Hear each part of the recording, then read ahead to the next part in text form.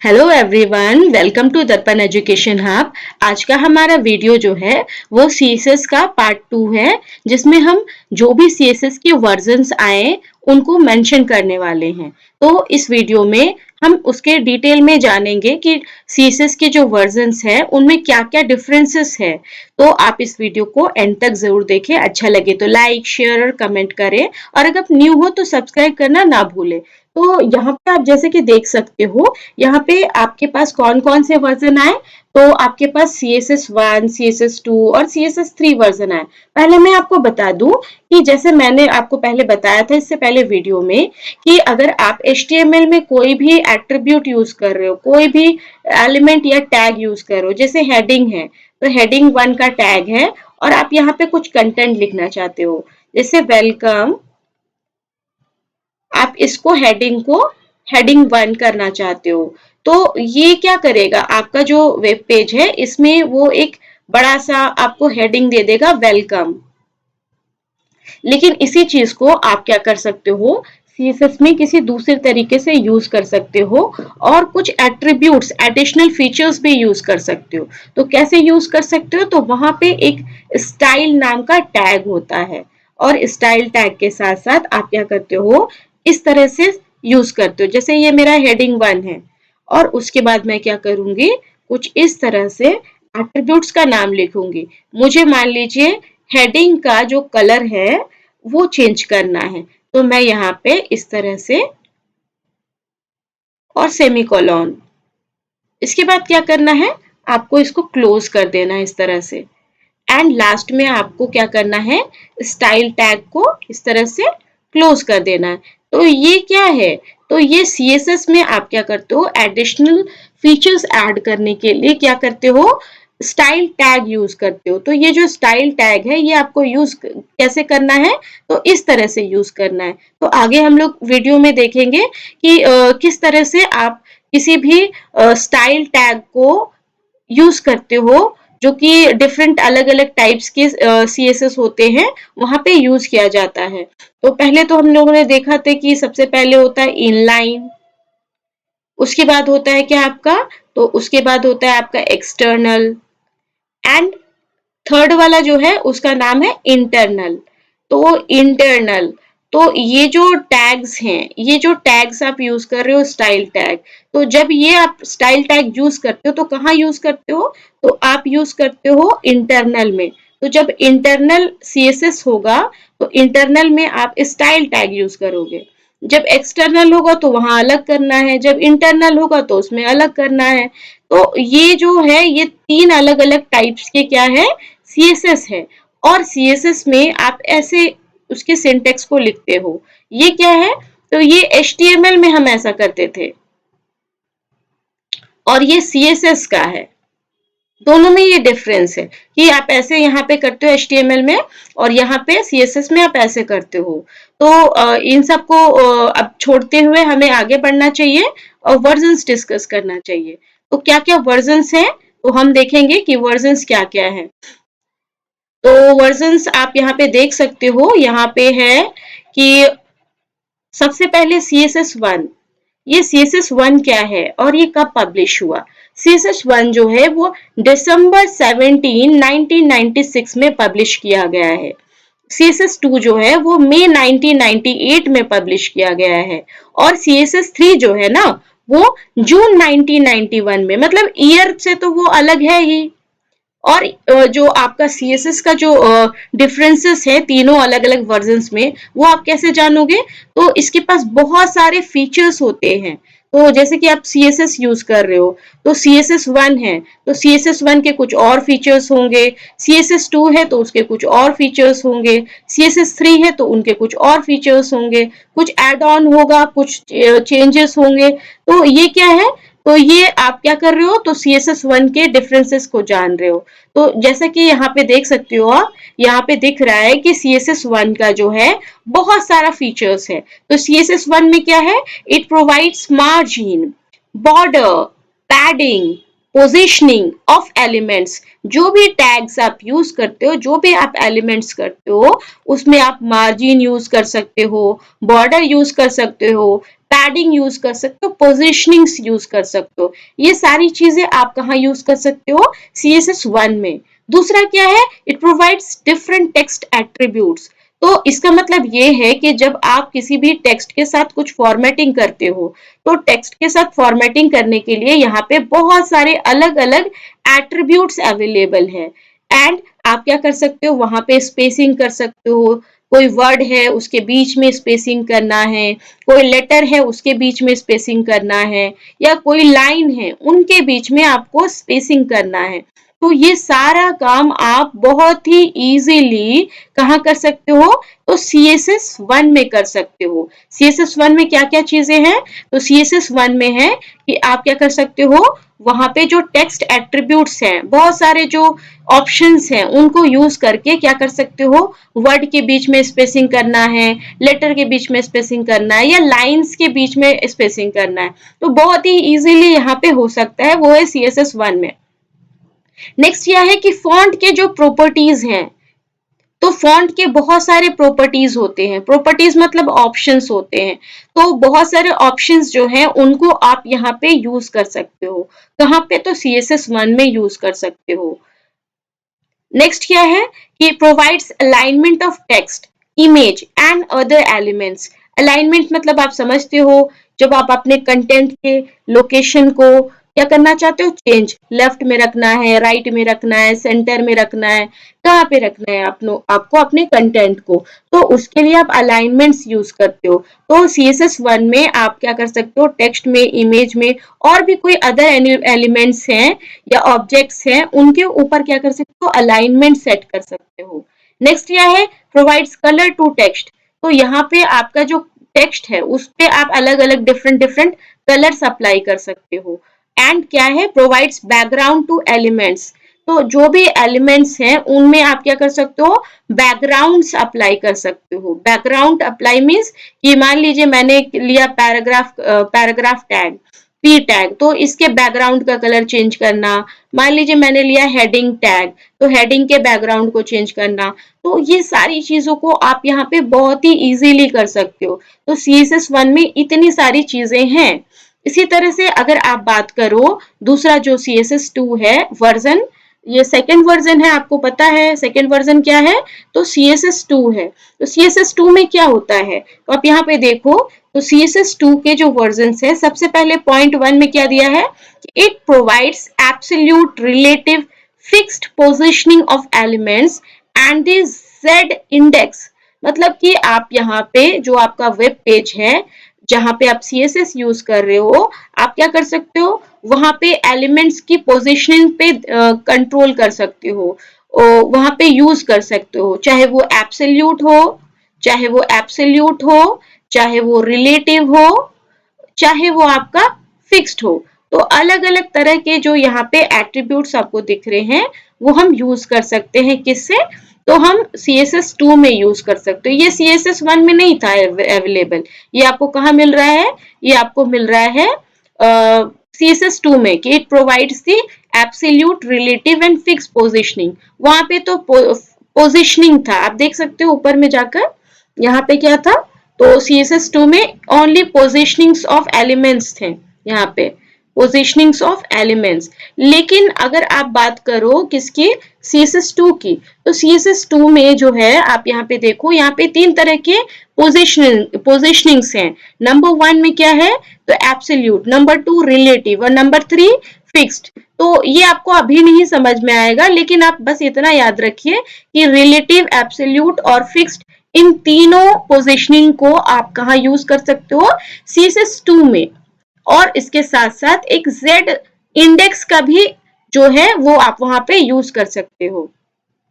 Next क्या है, it provides styles for different media types such as screens, TV and print. मतलब अगर आप यहाँ पे CSS2 पे काम कर रहे हो, तो आप क्या कर सकते हो, सबके स्टाइल्स डाल सकते हो, स्टाइल प्रोवाइड कर सकते हो, किसी भी मीडिया के टाइप में, किसी भी टीवी के स्क्रीन पे, या आप किसी स्क्रीन पे।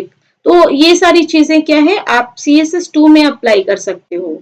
It supports oral style sheets and that are used by visually impaired persons to access the web मतलब आप क्या कर सकते हो, जो लोग मान लीजिए देख नहीं सकते, किसी तरह से कोई प्रॉब्लम है, तो उनके लिए भी यहाँ पे ऑप्शंस हैं कि आप क्या कर सकते हो, यहाँ पे ऑरल स्टाइल शीट्स को क्या कर सकते हो, यूज कर सकते हो, बना सकते हो। ये सपोर्ट करता है यहाँ पे सीएसएस। एंड नेक्स्ट क्या है कि it provides font properties such as shadows.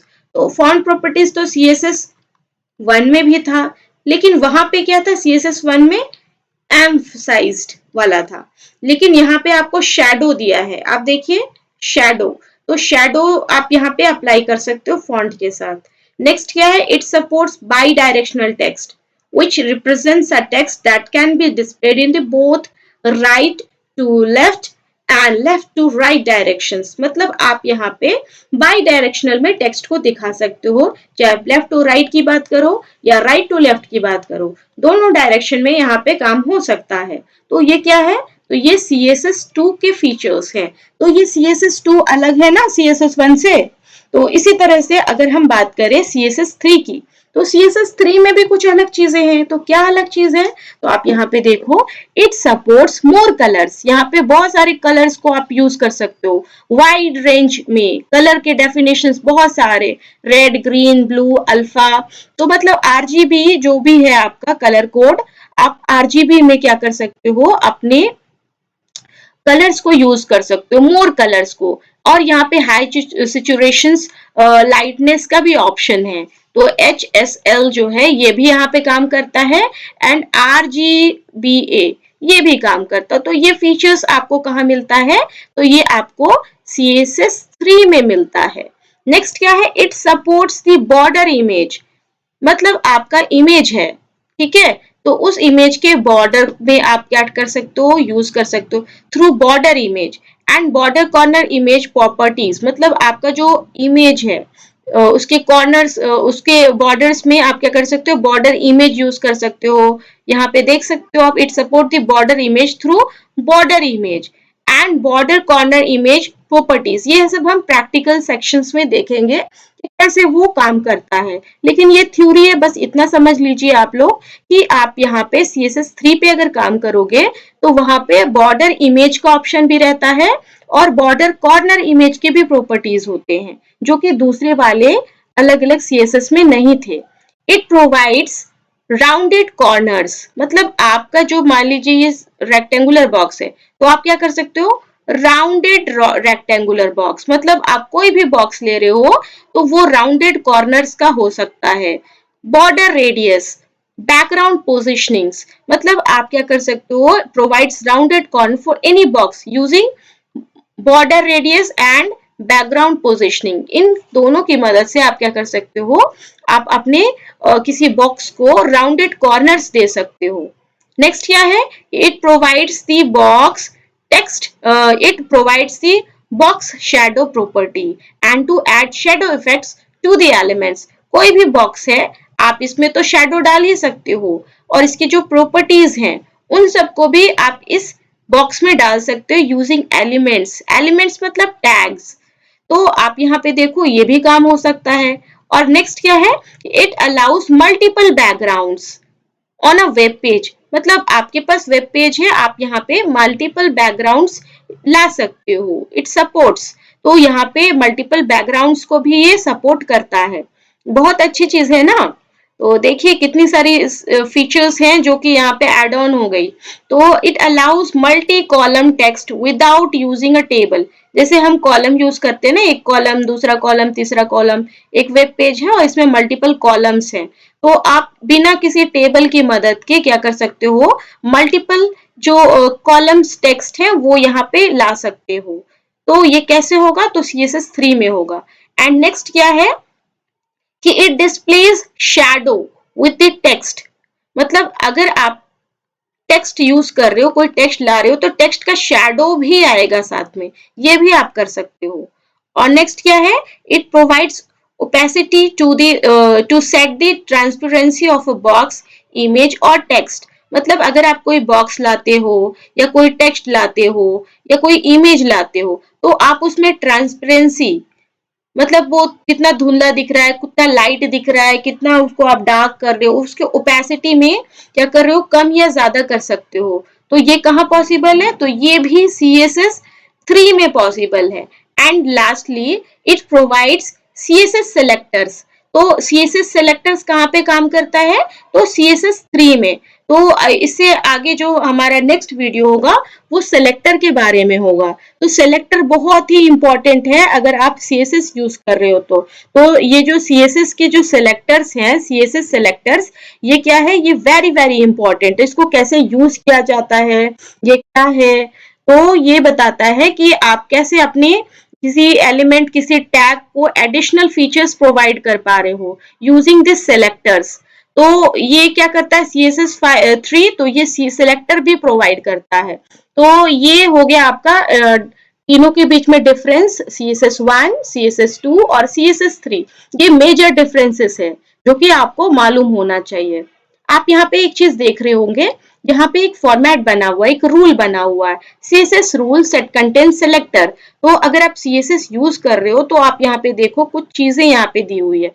तो ये चीजें क्या है, ये है क्या चीज, तो ये है जिसको आप बोलते हो सिलेक्टर, जो कि CSS में यूज किया जाता है। ये सिलेक्टर है। और सिलेक्टर क्या है, तो एक्चुअली सिलेक्टर जो होगा ना वो किसी टैग का नेम होगा जो कि हम नीचे अपने वेब HTML का जो फाइल है उसमें यूज करने वाले हैं। इसमें आप p टैग भी यूज कर सकते हो, आप इसमें हेडिंग टैग भी, मतलब जो भी टैग है इन टैग्स के नेम से आप सिलेक्टर बनाते हो। कोई भी बॉडी टैग भी हो सकता है, तो ये बॉडी टैग है। तो बॉडी टैग है चाहे पैराग्राफ हो या हेडिंग हो, तो किसी के नाम से भी आप सिलेक्टर बना सकते हो। तो ये सिलेक्टर का नेम है। ये यहाँ सिलेक्टर लिखा है लेकिन हमें सिलेक्टर नहीं लिखना, यहाँ पे सिलेक्टर का नाम होगा। जैसे कि यहाँ हो सकता था P, फिर इस तरह से करली ब्रेसेस ओपन प्रॉपर्टी। प्रॉपर्टी क्या है, तो जैसे हम लोग HTML में देख रहे थे, प्रॉपर्टी मतलब उसके एट्रीब्यूट्स। जैसे आपको बैकग्राउंड करना है कलर चेंज, आपको बैकग्राउंड टेक्स्ट का कलर चेंज करना है, आपको बॉर्डर लगाना है, तो उसको यहाँ पे प्रॉपर्टी कहा जाता है। तो सेलेक्टर क्या है, ये टैग का नेम होगा और एलिमेंट का नेम होगा। प्रॉपर्टी क्या है, तो जो एट्रीब्यूट्स हैं जैसे बैकग्राउंड कलर है या आपका टेक्स्ट कलर है, तो property 1, property 2, property 3, multiple properties आप किसी भी टैग के साथ अप्लाई कर सकते हो, मतलब सिलेक्टर के साथ अप्लाई कर सकते हो। और ये वैल्यू क्या है, जैसे मान लीजिए हम लोगों ने करा था कलर, तो कलर इज इक्वल टू क्या, रेड। तो ये क्या है, ये वैल्यू है ना। तो कलर क्या है, एट्रीब्यूट है। अगर मान लीजिए आपने यहाँ पे फॉन्ट टैग यूज किया है, तो फॉन्ट टैग का फॉन्ट कलर तो रेड, तो ये क्या हो गया, रेड हो गया। तो ये क्या है, ये वैल्यू है। उसी तरह से ये जो वैल्यू है ये कंटेंट नंबर में भी हो सकता है और आप टेक्स्ट में भी हो सकता है कोई वैल्यू। अगर आप यहाँ पे कोई बॉर्डर डालोगे तो बॉर्डर पिक्सल्स में, परसेंटेज में, न्यूमेरिक वैल्यू आप डालोगे। और अगर आपको रेड, येलो, ग्रीन कोई कलर डालना है तो आप टेक्स्ट में डालोगे। तो ये क्या है, ये वैल्यू है। और अलग अलग जो प्रॉपर्टीज हैं यहाँ पे, इनको अलग करने के लिए लास्ट में सेमी कोलॉन डालना होता है टर्मिनेट करने के लिए। ये एक प्रॉपर्टी है, देखिए यहाँ लास्ट में सेमी कोलॉन यूज किया है। तो ये आप देख सकते हो, ऐसे यूज करना। इक्वल टू साइन नहीं लगाते यहाँ पे होता है कोलॉन का सिंबल। तो कोलॉन मतलब एक डॉट, एक और डॉट। जैसे इक्वल टू काम कर रहा है, यहाँ पे कलर के बाद आप यहाँ पे रेड डाल दो और सेमीकोलन, तो ये बन जाता है क्या, ये होता है प्रॉपर्टी और ये इसका वैल्यू। और लास्ट में आप क्या करते हो, करली ब्रेसेस को यहाँ पे क्लोज कर देते हो, ये ओपनिंग और ये क्लोजिंग। तो ये सिलेक्टर कुछ इस तरह से आपको दिख रहा होगा। तो अलग अलग तरह के सिलेक्टर्स होते हैं जो हम लोग टाइप्स ऑफ सिलेक्टर में देखेंगे, जो हमारा नेक्स्ट वीडियो होगा। तो आप यहाँ पे एक बार देख लीजिए सिलेक्टर HTML में कैसे यूज करते हैं। ये हेडिंग H1, ये सिलेक्टर का नाम क्या है, H1। और H1 ये क्या है, ये जो हम यूज कर रहे हैं ना, ये एक तरह का सिलेक्टर है जिसका नाम है एलिमेंट सेलेक्टर। तो एलिमेंट सेलेक्टर मीनिंग आपको समझा देती हूँ। तो H1 क्या है, तो ये तो हेडिंग टैग के लिए यूज किया जाता है। तो हेडिंग के लिए यूज करते हैं, तो आप क्या करना चाहते हो, तो आपके हेडिंग का जो बैकग्राउंड कलर है उसको आप लाइट ग्रीन करना चाहते हो। और दूसरा क्या है कि आप अपने हेडिंग का जो टेक्स्ट का कलर है वो क्या करना चाहते हो, ग्रीन करना चाहते हो। तो जो भी हेडिंग आप डालोगे नीचे में तो उसका कलर क्या हो जाएगा, तो बैकग्राउंड कलर लाइट ग्रीन हो जाएगा और कलर क्या हो जाएगा, तो वो ग्रीन हो जाएगा। तो ये इसका मीनिंग है। इसी तरह से यहाँ देखिए पी यूज किया गया, पी फॉर पैराग्राफ, और ये सेलेक्टर का नाम है। और पी मीन्स पैराग्राफ आपको बता रही हूँ, तो ये नीचे यूज होता है। ये बस आप देखिए सिलेक्टर दिखता कैसा है। तो बैकग्राउंड कलर, और ये कैसा है, तो लाइट कलर है, तो ब्लू लाइट है। और टेक्स्ट का कलर है तो कैसा है, तो ब्लू है। तो आपका जो पैराग्राफ आएगा उसका बैकग्राउंड कलर लाइट ब्लू होगा और जो टेक्स्ट होगा वो कैसा होगा, तो वो ब्लू कलर का हो जाएगा। तो ये सेलेक्टर का एग्जाम्पल था कि कैसे उसको यूज करते हैं। तो आप यहाँ पे देख सकते हो, यहाँ पे कुछ एग्जाम्पल्स भी हैं। तो लेकिन ये हम लोग नेक्स्ट क्लास में डिस्कस करेंगे कि कैसे हम किसी एक सेलेक्टर को यूज करते हैं और कौन कौन से सेलेक्टर के टाइप्स होते हैं। तो अगर आपको ये वीडियो अच्छा लगा हो तो जरूर से आप नेक्स्ट वीडियो भी देखें, है ना, क्योंकि थ्योरी नहीं, इसका प्रैक्टिकल सेक्शन भी होगा। लेकिन जब तक से आप थ्योरी नहीं समझोगे आपको प्रैक्टिकल भी नहीं समझ में आएगा। तो इसीलिए थ्योरी को पूरा डिटेल में पूरे एंड तक जरूर देखें। Thank you.